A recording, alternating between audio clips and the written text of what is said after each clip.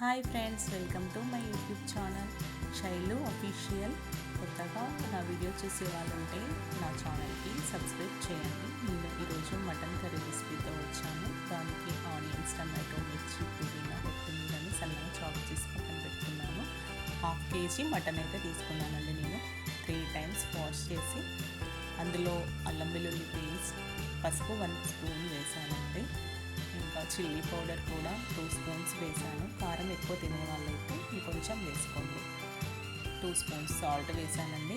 ధనియా powder ఇంకా oil కూడా 1 spoon వేసి కలిపేసి పక్కన పెట్టేసుకున్నాను. దానికి బగారా సామాన్లన్నీ పెట్టేసుకున్నానండి. కొంచెం మసాలా స్పైసీ ఎక్కువ కావాలి అనుకుంటే మీరు స్పైసెస్ ఎక్కువ యూజ్ చేయొచ్చు.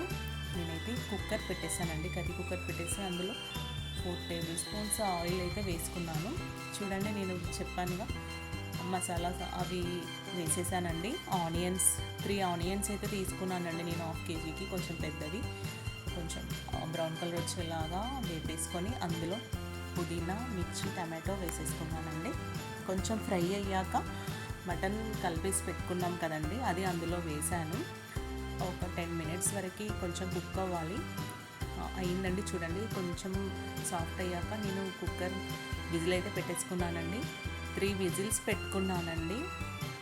తర్వాత గ్యాస్ ఆఫ్ చేసేసుకున్నాను. చూడండి, నేను ఓపెన్ చేసి చూపిస్తున్నాను ఎంత సాఫ్ట్గా కుక్ అయిపోయింది. బాగా కుక్ అయిందండి. ఇంకా నేను ధనియా పౌడర్, కొంచెం మసాలా